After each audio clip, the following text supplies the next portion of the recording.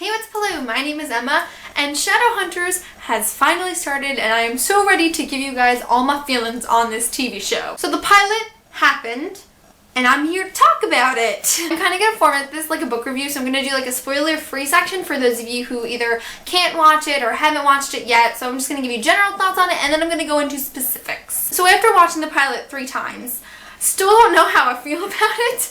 I want to give it like a 2.5 star rating, maybe like a 32% or a 46%. While it's a pretty low rating, I'm actually pleasantly surprised with a lot of what happened in Shadowhunters. All the things I was worried about are not problems, but everything I wasn't worried about is a problem. Things that I liked about the show was I felt like I was actually watching the characters of the books and not just actors playing them. As we were getting more into the episode, I definitely was less focused on them actually being actors, and I felt like I was just watching my favorite characters perform on screen, so that's a really great thing. I'm not as bothered by the graphics as I thought I would be. There wasn't a ton of CGI in the first episode, which could either be a positive thing or a good thing depending on if it's actually really good or not, but as of now I'm not really bothered by the graphics. My main problems include the script, which is horrific. Everyone keeps telling me, Emma, it's a pilot, it's gonna be a little cheesy, but this whole season has been written already. It's been filmed, it's done. So I'm kind of assuming that the writing's the same for the whole season, and the season defines the future of this TV show. So I'm gonna be a little worried. There's some really great lines from people like Simon, and then there's some really terrible lines, aka the whole script for Clary. And my other main problem is that just from the first episode, the whole plot line has changed. They've introduced this new plot line that was never in the Mortal Instruments, and why?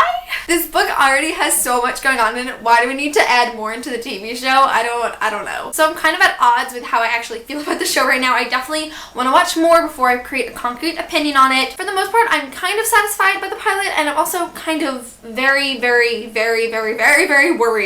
by the pilot. That is pretty much all I really want to say on the non-spoiler discussion, so I definitely recommend trying to find a way to watch Shadowhunters if you're really interested. For now, I'm going to be moving into all of the specifics about this show, so if you've watched Shadowhunters, stay and we can discuss it, because I got a lot of things to say, but if you haven't, goodbye non-spoiler people! Alright, so I'm actually starting off with a positive note, which is something I wasn't expecting. I really liked the introduction scene. I really liked the music. It felt very Mortal Instruments-y. I really liked the way it filmed and how like they jumped off of the building onto the floor and just started walking like, oh, that's no big deal. At first, I was really thrown off by the fact that Clary and Jace bump into each other before they actually get into pandemonium, but I realized it didn't bother me as much. That's one of those changes that I'm kind of okay with because it doesn't really do much. Then the plot line changes immediately. So we have introduced this idea that demons are killing mundanes for their blood. Firstly, this whole mysterious murder thing, that's literally the plot of the Dark Artifices, so why is it in the Mortal Instruments? Why on earth do we need a second plot line? The entire book of City of Bones, which I'm assuming is supposed to be the first season of Shadowhunters, is about Clary finding her mom so her mom can find the Mortal Cup and keep it away from Valentine. So why isn't that the main plot line? This episode was titled The Mortal Cup, and they said the Mortal Cup like twice. I know they have to add stuff in to make a TV show longer, but I don't understand why the whole plot line of the show feels like it's been changed already from episode 1. That's at least how I feel about it. Next, we need to address this whole steal as a birthday present thing. Let's go back about 2 minutes, okay? And Jocelyn is telling Magnus that she doesn't want Clary to be a part of the Shadow World. She doesn't want her to remember a single bit of it. She wants to keep her away from all of that, which is good because it matches the story of the Mortal Instruments. What's not good is giving your daughter a piece of the Shadow World for her birthday. What?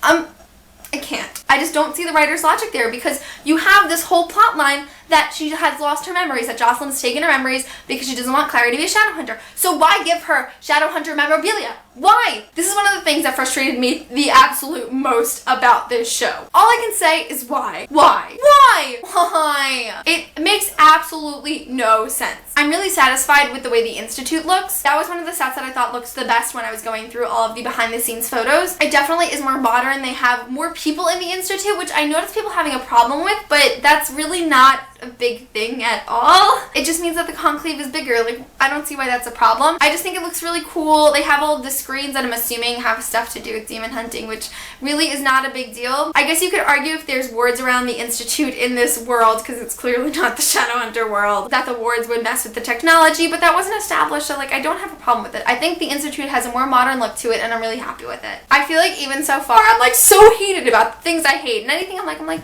Yeah, it was okay. At this point in the episode, I'm feeling pretty confident about a lot of the characters. I'm just really disappointed with Kat McNamara's acting. I feel like in certain scenes, she's really into Clary, and other scenes, I'm watching Kat McNamara pretend to be Clary. Simon is super Simon. His lines were absolutely great. He looks like Simon, he acts like Simon. I'm really happy with Alberto Rosende as Simon. I feel like Isabel is pretty Isabel. I just feel like she's not fierce enough, or at least in the pilot, I just haven't seen that like spark that Isabel has. We really don't hear much from Alex for most of the episode until the end, and even then he's just not as the brooding teenage girl that he is in City of Bones. But Alec and Isabel I'm really not bothered by. I think it's just going to improve with time, and I think Dom Sherwood was a great choice for Jace. I was pretty happy with him in the beginning, but I didn't know how I was going to really feel about it, and just watching him in the TV show, I'm much more confident for him to be Jace. I don't think he'll ever be my Jace, but I'm just really happy with him. My one thing is that he's not arrogant enough. He has the jokes, he has like the strong mighty man era to him, but he's not arrogant and cocky and rude. And Jace is arrogant and cocky and rude. Jocelyn we don't really see much from because she's gone within the first 30 minutes.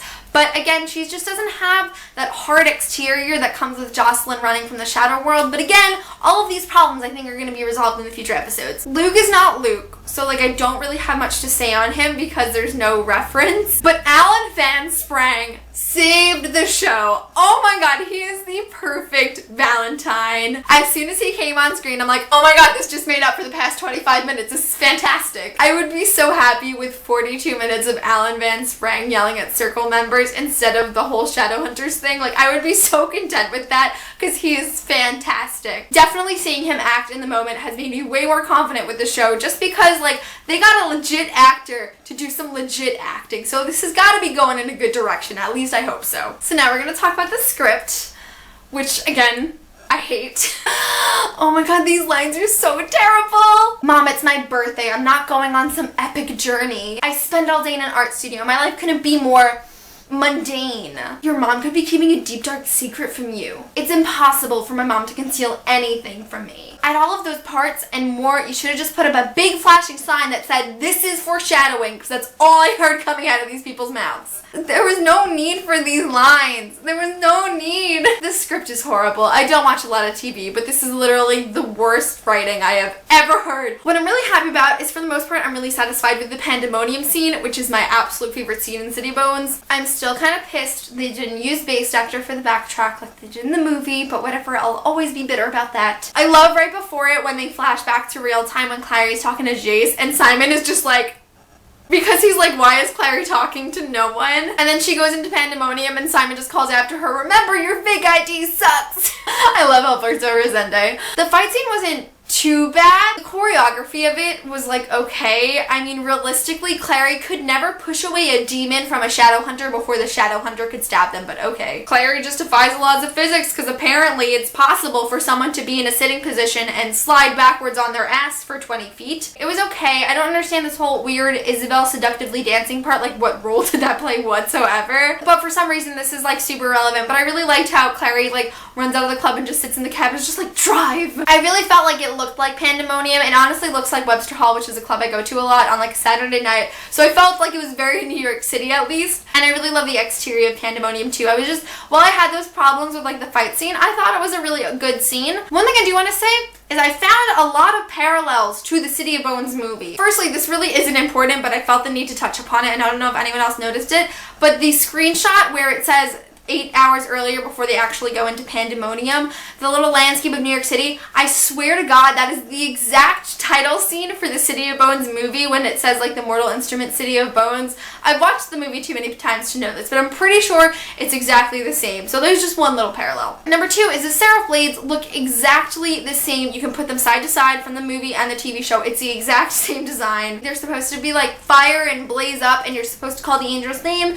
Didn't do that in either of the adaptations. Another thing is that when Claire goes back to her house, she's supposed to kill the demon herself, and Jace kills it for her again. Why? the point of Clary killing the demon was to prove that she can kill demons because she's a freaking shadow hunter. Why are we taking out that plot point? I don't know. Also, this weird drawing runes thing, and I don't know how they got there, and I don't know what I'm drawing or what they mean. That's not in the book ever. That was one of the stupidest things in the City of Bones movie, and I have no idea why that, of all things, made it into the TV show. It's not in the books, it's from the movie. Another parallel to the movie, because I don't even remember what number we're on yet, is why are they all freaking Eidolon demons? For those of you who don't know, an Eidolon demon is a demon that changes shape. It can look like anyone or anything, but it's actually a demon. But in the Mortal Instruments, there are so many demons. I feel like they're just making it a cop-out by making everyone an Eidolon demon, and that's what they did in the movie, and that's something fans had a problem with in the movie, so why are we copying the movie? Why are we making all these parallels to an adaptation that failed when we're trying to make a successful adaptation? Why isn't any competent person producing this TV show is my question. I feel like this review is all over the place because I'm just running my mouth on all the stuff I didn't like. I will admit, even in the pilot, I think Dom and Kat are performing really well together. Like watching Jay slay the demon and then Clary get all dizzy and like fall and stuff. Like that whole scene, like I was watching Jace and Clary and that made me really happy. So I'm really hoping that the rest of the show is going to be like that. I'm not going to be so focused on it being a TV show. I'm going to be more focused on it being my actual favorite series brought to life. Can I just say, the funniest part of this entire episode was when Clary wakes up in the Institute and she just like shoots up and hits Isabel in the face and she's just like, ow. That was literally the best freaking part. Another big problem I have with this show is that they don't explain anything. They go really fast through what Downworlders are and what demons are, what Shadowhunters are, and what the Mortal Cup is. And like all of this, they go through everything so fast and there's no way for anyone to grasp onto what's actually happening. This was a really good episode to do some introduction into the world building because I understand you can't throw that into the first episode, but they had the chance to do it and to make people more hooked and want to know more about this world. And nobody knows anything about the world because they did a terrible job explaining it. The way I see it is that Freeform, they could have catered to the fans and made everything super accurate, or they could have catered to new viewers and changed things to make them more easy for other people to understand who haven't read the books and more entertaining, and they did neither. There were two options there, and you could have picked either one, and it would have made the show more successful, and you chose to do neither. Why? Why? There wasn't even a combination of the two. It was literally neither. Honestly, I don't know how many of you haven't read the books and decided to watch Shadowhunters, but it must have been so confusing. Like, people were tweeting me nonstop during this premiere. I don't even think I answered everything, but everyone was like, my sister has no idea what's going on, and I'm like, I am so sorry for you. Let me rephrase that. Cassandra Clare, I am so sorry for you. I really want to know how Simon just magically appears outside of the Invisible Institute. Like, oh, my best friend hasn't been talking to me for 2 days, so I'm just gonna drive and somehow end up in the exact same location as her when I don't even know that she's there. Okay, that makes sense, right? Also, Clary is way too chill about waking up with a tattoo. The same exact thing happened in the City of Bones movie. Huh, another parallel. Like, the only thing she expresses is anger, and it's like, you don't tattoo my neck. First of all, you're kidnapped, your clothes are taken from you, you don't know where your mother is, you don't know where your best friend is, you're basically father figure just said he doesn't care about you, and you just got tattooed. Where is the problem here? Because you obviously don't see it. The legends. All the legends are true. The legends. Why did we have to change that? All the stories were true sounded fine. Why did we have to change it to legends? The fucking legends. So I was reading this article on the Shadowhunters TV website, and it was like 20 things we learned from Shadowhunters or something. First of all, every single one of those things was wrong because I didn't learn shit from this first episode. Number 2 is that one of those actual like facts that we learned from Shadowhunters was that Jace drops a hint about his deep dark past. They're referring to the scene when Jace kills a circle member and whispers, "This is for my father." First of all, I didn't even notice that happened until watching it the second time, which means a lot of people who were watching probably would not have made the connection that Jace's father was killed by the circle, so that was a very shitty hint. And also in this last scene, when Simon shows up, and Simon's like, oh my god, Clary, what are you wearing? And Simon is like, we have to get you help, we have to get you home. And Jace is like, I'm a Shadowhunter, Clary, I'll protect you with my life. Wait, that's actually a quote from the movie. But it's like, Clary, let me save you. Clary, let me take you home. Clary, I will protect you. Clary, let me help you. Clary, Clary, Clary, Clary. First of all, this love triangle has not even been introduced yet. It didn't need to be thrown in at the end of the first episode. Because while they did way too much foreshadowing about this whole Shadowhunter thing, they did none about Simon being in love with Clary. So like that whole thing is just unnecessary. It was just so cheesy. Like this episode had like the cheeseball factor of 1,000. But that one part, oh my god, I was just cringing all over the place. So those are all my thoughts on Shadowhunters. I probably have a lot more thoughts, but I just can't coherently put them down in notes and explain them to you guys. I am kind of satisfied with it, even though most of this video was me shitting on the episode. It really did exceed my expectations, and a lot of the things that I thought were going to be problems weren't actually problems, and a lot of the problems that I feel that we did have specifically with the script and the characters,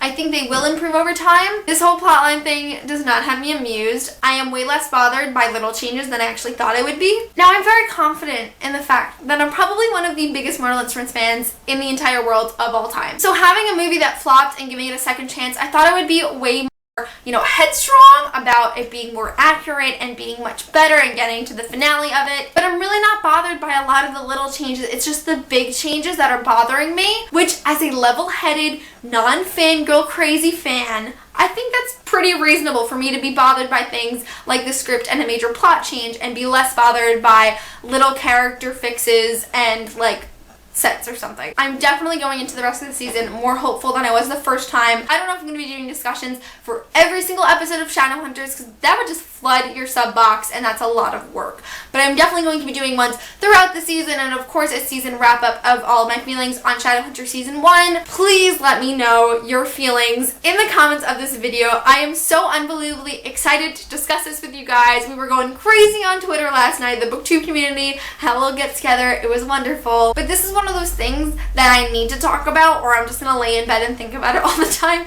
So please let me know absolutely every little thought that you thought while watching Shadowhunter Season 1 or Episode 1 of Season 1. That is it for this video. Thank you guys so much for watching and I will see you soon for a new one. Bye!